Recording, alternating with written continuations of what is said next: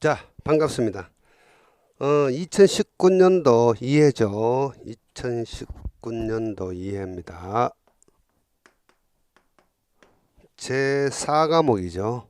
4과목 전기하고 화학이죠.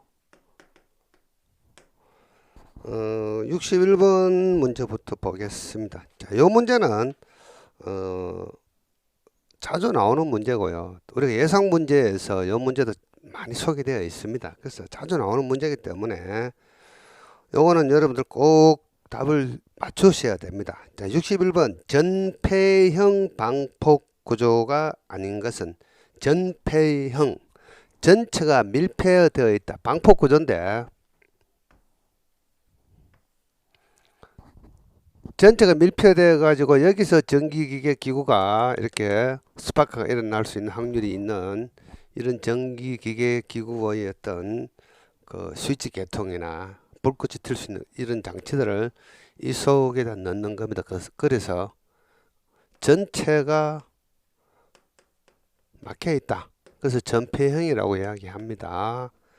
자, 아는 것은 안전정 방폭 구조입니다. 자, 62번 혼촉 방지판이 부착된 변압기를 설치하고 혼촉 방지판을 접지시켰다. 이러한 변압기를 사용하는 주요 이유는 이게 무슨 얘기인가 하면은 변압기를 제가 한번 그려 보겠습니다. 자, 변압기가 이렇게 되어 있습니다. 자, 고압측이 있고 그 다음에 저압측이 있습니다. 저압측. 자, 그래서 전기 쪽에 보면 이 변압기를 이야기할 때 통상 이것을 R이라고 이야기하고 S라고 이야기합니다. 여기 또 선이 하나 더 있는데 RNT라고 표현합니다. RNT. 그래서 요 N 지점을 우리는 중성점이다 이렇게 이야기합니다. 중성점이다. 그래서 중성점이다. 그래서 이 중성점에서 이렇게 접지를 하는 게 일반적인 개념이죠. 그래서 중성점에서 일반적으로 접지를 한다고 생각하시면 되겠습니다. 그래서 통상 이것은 뭐 이종 접지 등을 많이 하죠. 이종 접지를 하게 되는데 혼촉 방지판이란 것은 뭔가 하면은 이 고압과 저압 측에 이렇게 판을 이렇게 넣어준다는 이런 개념이 되겠습니다. 이것이 혼촉 방지판이라고 이야기합니다. 자, 그래서 이 혼촉 방지판을 넣으면은 이 접지를 생략할 수가 있습니다. 그래서 비접지, 접지하지 않고 이 변압기를 사용할 수 있는 개념이 혼촉 방지판입니다. 자, 그래서 62번 혼촉 방지판이 부착된 변압기를 설치하고 혼촉 방지판을 접지시켰다. 이러한 변압기를 사용하는 주요 이유는 자, 이렇게 비접지할 수도 있는데 이 혼촉 방지판도 역시 접지를 시켰다는 뜻입니다. 비접지할 수 있지만은 접지시킨 이유는 2차 측에 비접지 방식을 채택하면 감전 시 위험을 감수할 수 있기 때문에 그렇다. 그래서 이것이 이제 2차 측이라고 이야기할 수 있습니다. 2차 측. 이 고압 측을 1차 측. 그래서 이 혼촉 방지판은 감전 방지 때문에 한다. 이렇게 생각하시면 되겠습니다. 자, 그래서 이런 문제 나오면은 그냥 혼촉 방지판을 쓰는 이유는 하면은 뭡니까? 비접지로 하는데 감전 위험을 감소시킬 수 있기 때문에 혼촉 방지판을 쓴다. 이 정도만 기억하시면 되겠습니다. 자, 그 다음에 63번 문제입니다. 산업안전보건법상 전기기계기구의 누전에 의한 감전 위험을 방지하기 위하여 접지를 하여야 하는 사항으로 틀린 것은 자, 접지 이런 문제는 어떻습니까? 우선 제가 문제 답부터 한번 보고 여러분들하고 같이 하기로 하겠습니다. 자, 첫 번째, 전기기계기구. 자, 접지라는 이야기는 뭡니까? 감전을 방지하기 위해서. 자, 여기에 전기기계기구가 이렇게 있으면은 이 바깥쪽에 있는 이것을 외함이라고 이야기합니다. 자, 이 속에 전기기계기구가 이렇게 들어있겠죠. 그래서 접지는 어디에서 하느냐 하면은 이 외함에서 이렇게 접지를 해줘야 되겠죠. 자, 그런데 갈로 1번은 뭡니까? 전기기계기구의 금속재 내부 충전부. 자, 요것이 내부 충전부죠. 즉 전기가 통하는 부분이고, 이 외함은 전기가 통하는 곳은 아닙니다만은 누전 때문에 전기가 흐를 수 있기 때문에 접지를 하는 개념이다. 이렇게 생각하시면 되겠습니다. 자, 그래서 동그라미 2번 전기기계기구의 금속재 외함 당연히 하는 거다. 이렇게 생각하시면 되겠습니다. 자, 그 다음에 동그라미 3번에 있는 외피 바깥쪽 껍질을 이야기하는 거죠. 그 다음에 철대. 자, 64번 문제입니다. 인체가 현재의 젖어 있는 상태 또는 금속성의 전기기계 장치나 구조물에 인체의 일부가 상시 접촉되어 있는 상태에서 허용 접촉 전압으로 오른 것은, 자, 우리 교재에 이 내용이 나와 있습니다만은 여기다 적겠습니다.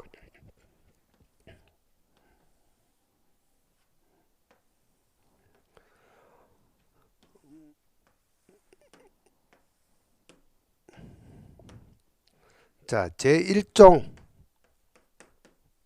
제2종, 3종, 4종까지가 있죠. 그리고 여기서는 뭡니까?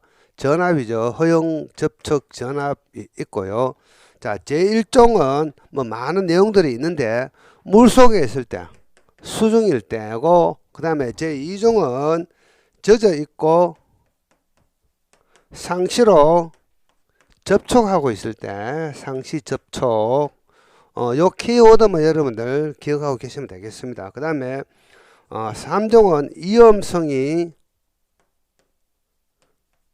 높은 상태. 그 다음에 4종은 위험성이 낮은 상태. 4종은 위험성이 낮은 상태. 자, 여러분들 요거 수중 젖은 상태 상시 접촉 위험성이 높은 상태 위험성이 낮은 상태, 요 키워드 요 단어만 기억하시고 이 표를 암기하시면 됩니다. 그래서 자, 제1종은 얼마인가 하면은 2.5V이죠. 2.5V. 제2종은 25V, 제3종은 50V, 그 다음에 무제한, 제한이 없습니다.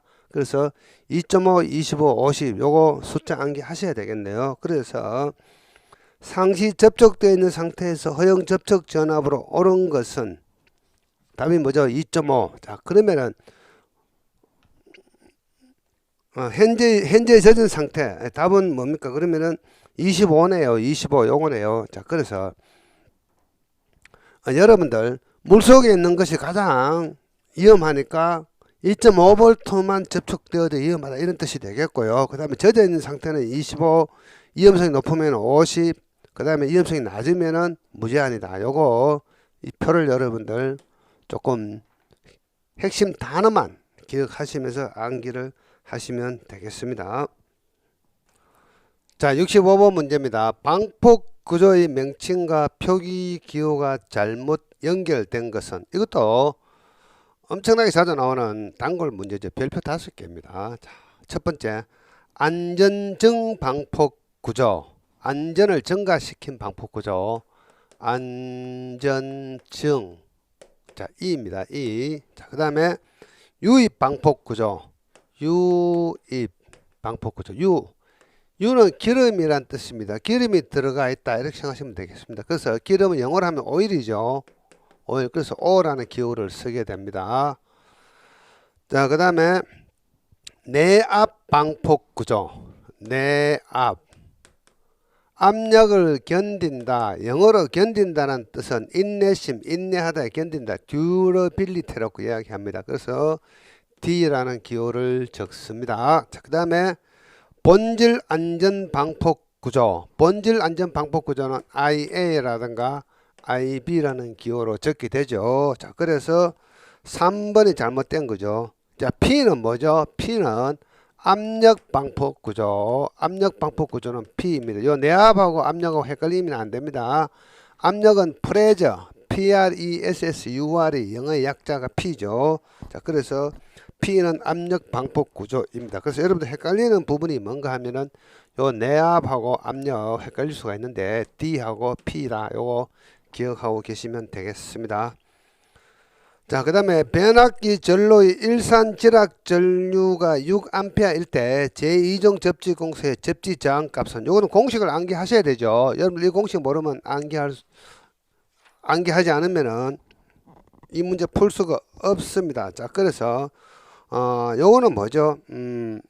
제2종 접지 공소의 저항 구하는 공식입니다. 제2종 접지 공소의 저항값 R은 위에 뭐가 들어갑니까? 150이라는 숫자가 들어가고 일선 지락 전류라는 값이 들어가죠. 그래서 문제 조건에서 일선 지락 전류가 얼마로 주어졌습니까? 요게 6으로 주어졌으니까 150 나누기 6 하면은 저항값이 나온다. 이렇게 생각하시면 되겠습니다. 자, 67번.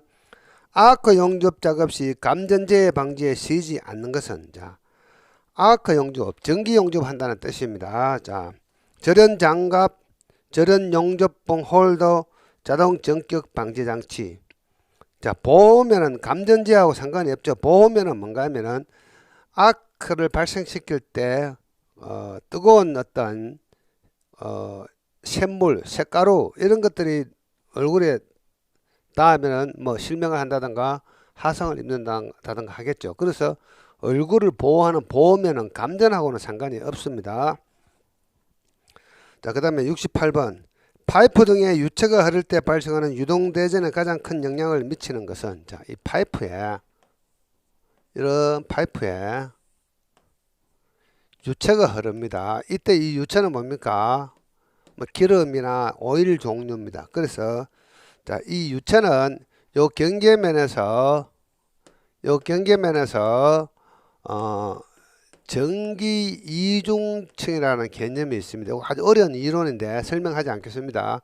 전기 이중층의 어떤 효과 때문에 이 부분에 정전기가 발생합니다. 그래서 이것을 우리는 유동대전이라고 이야기하죠. 이것은 속도가 빠르면 빠를수록 이 정전기 발생량이 많아집니다. 자, 그래서 3번에 있는 유체의 속도가 정답이 되겠습니다.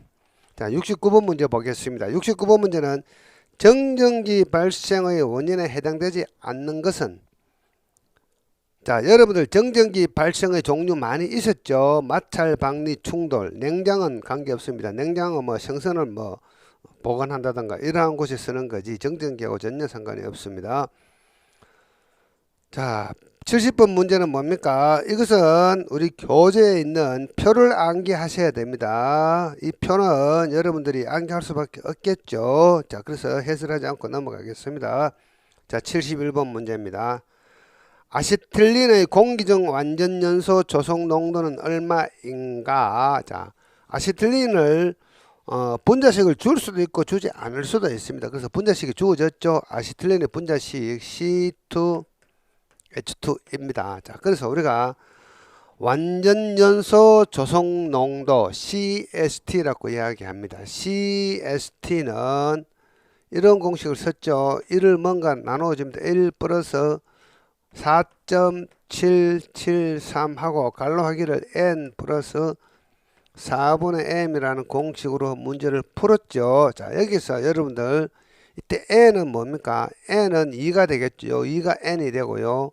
요 h의 2가 m이 되겠죠. 자, 그래서 2 더하기 4분의 2 이렇게 하시면은 문제를 푸실 수가 있습니다. 자, 그래서 계산기를 치면은 요 값이 나오죠. 자, 그 다음에 요거 어떻습니까? 4.773 요거 암기 못하면 이 공식 암기 못하는 거죠. 그래서 암기할 방법 4 더하기 3은 뭐가 된다? 7이 되더라. 그래서 4.773이다. 4 더하기 3은 7. 뭐 그렇게 해서 공식 만들어진 건 아닙니다만 이 공식을 암기하기 위해서 유심히 쳐다보면은 어떻습니까? 4하고 3을 더하니까 뭐가 되더라? 7이 되더라. 그래서 중간에 7이 2개 들어가고 앞에 4가 들어가고 3이 들어가더라. 그래서 4.773 그냥 뭐 4.773이라고 암기하셔도 됩니다만은 이렇게 해서 암기하면 아주 이 공식을 잘 암기하실 수 있습니다. 그 다음 중 폭경 현상에 있어서 폭경파의 진행 전면에 형성되는 것은 이 폭경은 뭔가 하면은 폭경은 폭발이 일어나고 그 다음에 폭경이 따라옵니다. 자, 그래서 요거는 시간이고요. 이 부분은 압력인데 처음에 폭발이 일어나면은 이렇게 압력이 조금 증가하다가 어느 순간 가면은 급속하게 증가하는데 이 단계를 우리는 폭궤행이라고 이야기하고 이 앞 단계를 우리는 폭연이라고 이야기합니다. 자, 그래서 폭발이 일어났다 하더라도 갑자기 압력이 증가하는 것이 아니고 폭경 상태가 오면서 압력이 급격히 증가하는데 이 폭경파 앞에는 폭발에 의한 압력이 존재를 합니다. 그것은 충격파라고 이야기합니다. 충격파. 그래서 충격파 뒤에 폭경이 따라온다. 이렇게 생각하시면 되겠습니다. 자, 그 다음에 73번 문제입니다. 이염물 안전관리법령상 제4류 이염물 인화성 액체죠. 4류 이염물이 갖는 일반 성질로 가장 거리가 먼 것은 자, 우리가 4류 이염물은 주로 뭐죠? 석유류, 기름 종류죠. 석유류 계통이 4류 이염물인데 자, 이 석유는 어떻습니까? 여기에 이렇게 석유가 담겨 있으면 액체이지만 이것이 이렇게 증발을 합니다. 증발하면서 전기 상태로 이렇게 변하죠. 그래서 전기는 대부분 공기보다 무겁다. 맞고요. 그 다음에 대부분 물보다 가볍고 물에 잘 녹는다. 자, 휘발유나 이런 것들은 물에 가볍지 않죠. 물에 잘 녹지 않습니다. 그 다음에 대부분 유기화합물이다. 유기화합물이라는 뜻은 뭔가 하면은 자, 우리가 석유라든가 가연성 가스 이것들 전부 다 뭐죠? C와 H로 구성되어 있으면은 탄화수소라고 이야기하는데 이것들은 전부 다 뭡니까?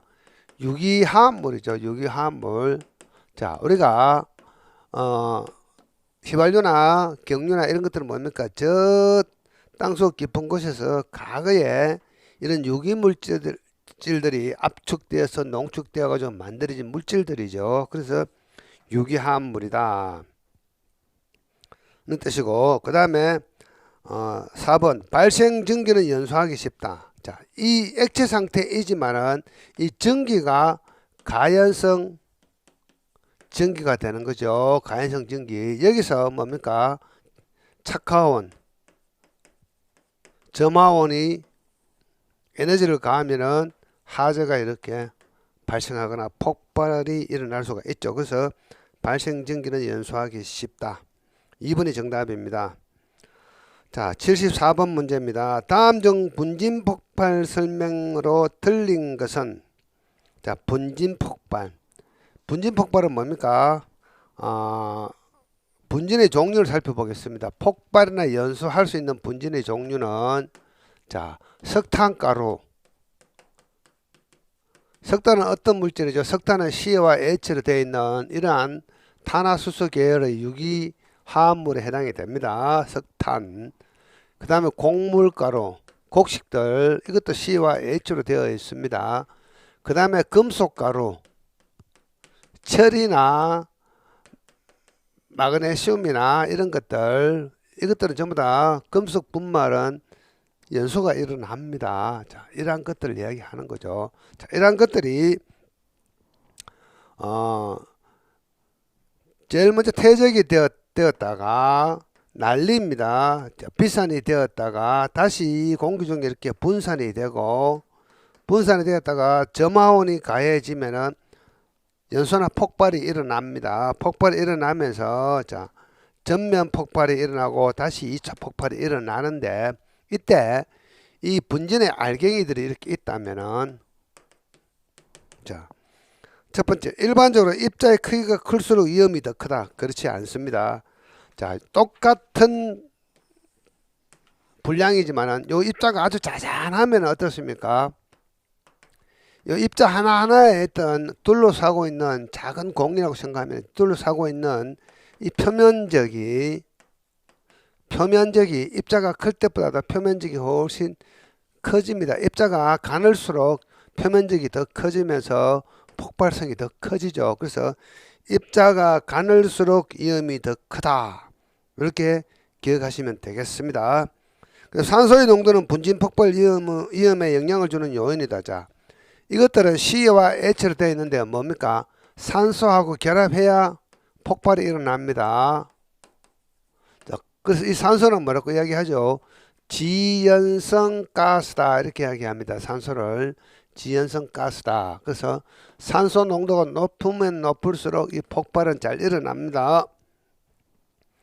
주위 공기의 난류 확산은 위험을 증가시킨다. 당연하죠. 자, 퇴적이 됐던 것을 바람이 불어서 비산을 시키고 다시 분산을 시킵니다. 이때 비산과 분산은 이 공기의 흐름이 난류일 때 더 잘 됩니다. 그래서 주위 공기의 난류 확산은 위험을 증가시킨다. 맞는 말이고요. 그 다음 4번 가스 폭발에 비해서 불완전 연소를 일으키기 쉽다. 당연한 이야기입니다. 완전 연소가 일어나지 않습니다. 자, C와 이 계열이 산소를 만날 때 2분의 1 O를 만나 가지고 이것이 CO로 존재한다면은 자, 이 CO는 일산탄소는 또 산소를 만나서 또 2차적으로 연소를 할 수가 있겠죠. 그래서 이 CO 일산화탄소가 남아있는 상태를 우리는 불완전 연소라고 이야기합니다. 불완전 연소. 자, 그 다음에 75번은 법이죠. 산업안전보건 기준에 관한 규칙에 따라 폭발성 물질을 저장 취급하는 화학설비 및 그 부속 설비를 설치할 때 단위 공정시설 및 설비 사이의 안전거리는 설비 바깥면으로부터 몇 미터 이상 두어야 하는가? 10m입니다. 자, 76번 문제입니다. 다음 중 가연성 가스가 아닌 것만으로 나열된 것은 가연성 가스, 즉 점화원이 가해지면 불이 붙는 가스를 이야기하는 겁니다. 자, 1번 일산화탄소. 일산화탄소는 CO죠. 이 CO는 산소를 만나서 연소를 합니다. 자, 그래서 2분의 1 O2 해서 이것이 최종적으로 CO2. 이산화탄소는 가연성 가스가 아니죠. 불활성 가스입니다. 불에 붙지 않고 어떻습니까? 이산화탄소는 화재를 소화시키는 소화약재로 사용이 되죠. 자, 그다음 프로판. 자, 메탄, 에탄, 프로판, 부탄 이렇죠. 그래서 프로판은 어떻습니까? C하고 H로 구성되어 있는데 C3H8 이렇습니다. 요게 프로판 가스죠. 프로판 가스. 자, 이 프로판 가스 즉 C와 H로 구성되어 있죠. 이러한 경우는 어떻습니까? 가연성 가스에 해당이 됩니다. 그 다음에 2번 이산화탄소 뭐라 그랬습니까? 이산화탄소는 불활성 가스입니다. 불활성 가스. 이것은 불에 붙지 않고 뭐로 쓴다고요? 소화기로 씁니다. 이산화탄소 소화기가 있죠. 그래서 불을 끄는 가스입니다. 그 다음에 3번 일산화탄소. 자, 일산화탄소는 이거죠. 가연성 가스인데 산소 O2는 뭡니까? 가연성 가스는 아닙니다. 그런데 이러한 물질들이 연소하는데 도움을 주는 산화를 도와주는 가스입니다. 그래서 이것을 지연성 가스라고 이야기합니다. 지연성 가스, 즉 연소를 도와준다. 이것을 또 다른 말로 조연성 가스라고도 이야기합니다. 지연성 가스, 조연성 가스, 연소를 도와주는 가스이다. 자, 그렇지만은 이 자체가 연소하지는 않습니다. 3번 산소는 연소 가스가 아닙니다. 4번 산소하고 이산화탄소. 요 산소하고 요 이산화탄소는 둘 다 뭡니까? 연소가 일어나지 않는 가스에 해당이 되죠. 그래서 4번이 정답입니다. 자, 77번 부식성 연기류 4번이 정답입니다. 78번 다음은 산업안전보건기준에 관한 규칙에서 정한 부식방지 관련 내용이다. 관로에 해당되지 않는 것은 색상입니다. 종류, 온도, 농도는 해당이 되고요. 색상이 해당 사항이 없습니다. 자, 그 다음에 79번 문제. 나트륨은 물과 반응할 때 위험성이 매우 크다. 그 이유로 적합한 것은, 자, 나트륨 하나의 금속인데 이 나트륨은 금속에 해당이 됩니다.